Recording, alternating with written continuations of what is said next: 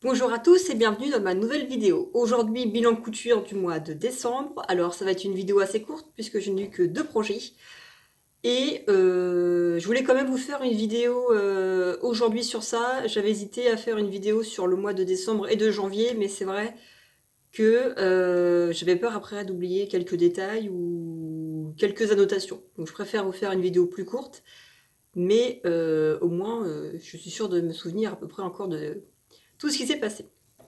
Alors, premier projet, je vous ai fait une vidéo, c'est ma robe de Noël. C'est une robe Burda que j'ai fait choisir à mon compagnon. J'ai trouvé plusieurs robes et c'est lui qui a choisi la robe. Donc moi ça me convenait très bien parce que quand j'avais vu ce magazine-là, je me suis toujours dit cette robe-là, je me la ferai un jour. Donc c'était l'occasion.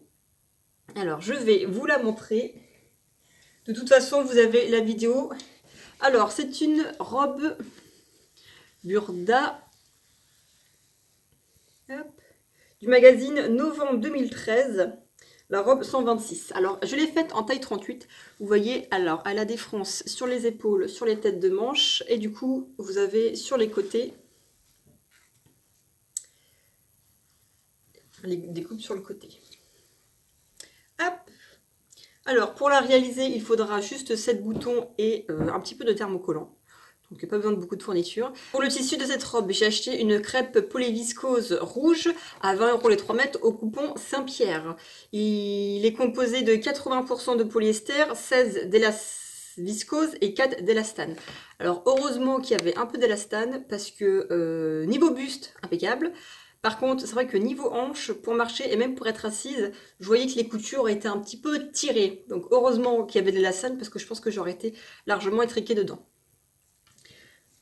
Donc je vous la remontre, là vous avez juste un ourlet tout simple, elle est entièrement faite avec une parmenture, je vais vous la montrer sur l'envers. Alors elle n'est pas doublée et j'ai pas forcément voulu la doubler, donc les finitions sont pas forcément très jolies, mais moi ça m'a pas dérangé. Et alors la robe n'est pas forcément compliquée en elle-même à faire, ce qui est long c'est les fronces, parce qu'il y en a partout, mais sinon, j'ai pas trouvé qu'elle était compliquée à faire. C'est une robe que je pense que je referai, mais tout en sachant que oui, effectivement, ça prend du temps. Alors, je vous montre la robe sur l'envers. Vous voyez, vous avez donc une parmenture ici. J'ai fait que des assemblages, des coutures... des assemblages classiques, des coutures couchées et puis surjetées. Alors je n'ai pas acheté une bobine de fil exprès en rouge. Et là vous avez donc un ourlet. Et là je ne sais pas si vous allez voir avec la parmenture. J'ai fait un petit point pareil. J'ai fait un rempli avec un petit point en décoration. Et voilà, je vous montre aussi les boutons de plus près. Alors c'est les boutons que j'ai trouvé qui allaient... le mieux avec la robe et pourtant c'était pas forcément ce que je préférais, mais bon. Cette robe, je l'ai essayé avant de faire les boutonnières. En fait, j'ai tout épinglé une fois fermé pour l'avoir sur moi et j'étais heureuse. J'étais gaie comme un pinson. J'ai dit à mon compagnon, j'ai dit ça fait du bien de se sentir belle, de se sentir bien. J'étais toute contente. Donc je la referai, c'est sûr. Quand je me suis habillée comme ça pour Noël, du coup j'ai fait le 24 et le 25. Et c'est vrai que j'ai eu pas mal de compliments. Et mon compagnon m'a dévoré des yeux, il était content et fier parce que quand même il sait le temps que j'ai passé là-dessus. C'est lui-même qui m'a dit avec toutes les fronces, voilà, tu vas y mettre du temps. Et oui j'ai mis du temps, mais voilà, je suis contente. Je la referai et c'est certain. Second projet du mois de décembre et dernier, puisque de toute façon après on est parti en vacances et on n'est pas parti en vacances avec la machine à coudre. J'ai une petite filleule qui est née fin octobre et j'ai demandé qu'est-ce que la maman aurait voulu que je lui offre pour son cadeau de décembre, de fin d'année, son cadeau de Noël. Et alors sa maman m'a toujours dit, enfin bien avant sa naissance, elle m'avait dit qu'elle voulait un mobile montgolfière.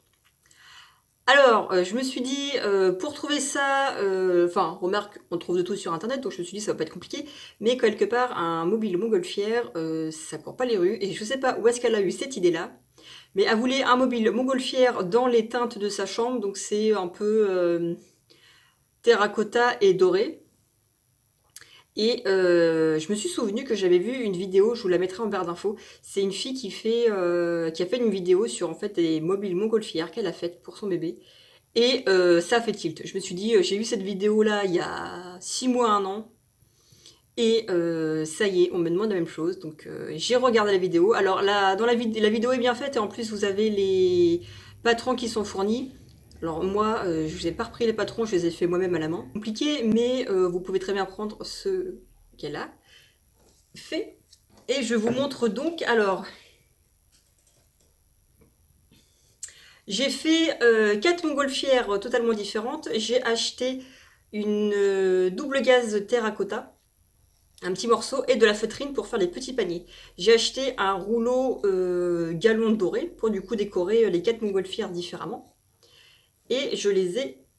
Hop. Alors voilà à quoi cela ressemble. Alors je vais vous montrer de plus près. Voilà à quoi ressemblent les montgolfières. Alors je les ai bourrées à l'intérieur de coton. Alors je les ai bourrées à l'intérieur de coton et il faut encore que je brûle le bout des fils. Elles sont toutes différentes. J'ai fermé par un bout de feutrine que du coup j'ai cousu à la main et les petits paniers pareil, patronage à la main et puis j'ai cousu ça à la main. J'ai mis du fil transparent ou du fil de pêche, je pense que c'est la même chose pour du coup faire les petits paniers. Et voilà à quoi ça ressemble. Alors il faut que je réétale un peu le coton parce qu'elles sont un peu déformées. Et par contre, lui, le support, alors c'est mon compagnon qui l'a fait. Lui, il aime bien travailler le bois. Donc il a fait, il a pris des morceaux de litho qu'il a raboté, poncé, huilé et collé, je crois. Donc voilà, c'est juste une croix toute simple avec 4 trous. Mais ça fait toujours plaisir de voir que quelqu'un a fait quelque chose de manuel. Alors en plus du coup, moi j'ai fait ma partie, mon compagnon a fait la sienne. Donc on a été deux à travailler pour la petite pépette. Donc voilà, j'ai mis du coup des petits bouts de coton comme le rembourrage que j'ai mis à l'intérieur pour faire les petits nuages. Hop, il y a un panier qui s'est renversé. Voilà.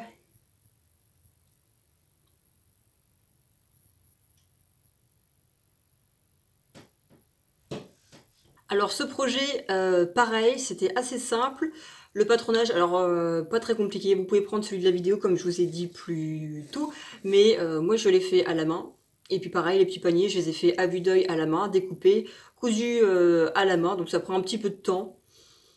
C'est toujours plus long, je pense, de faire ça à la main qu'à la machine, mais bon, de la feutrine, ça s'effiloche pas, donc j'ai fait ça à la main. Alors du coup, là, c'est pareil, projet assez simple, il n'y a pas vraiment de difficulté. En fait, les montgolfières sont composées de 4 morceaux qu'on va venir coudre tous ensemble. Et puis à l'intérieur, j'ai fait un petit rempli pour le bas, je bourre de coton. Et puis j'ai pris un petit rond de feutrine pour du coup boucher. Et après, j'ai fait les petits paniers du coup séparés, tout cousu à la main. Et puis après, du fil de pêche pour assembler les petits paniers aux montgolfières. Donc les montgolfières, je les ai toutes décorées différemment.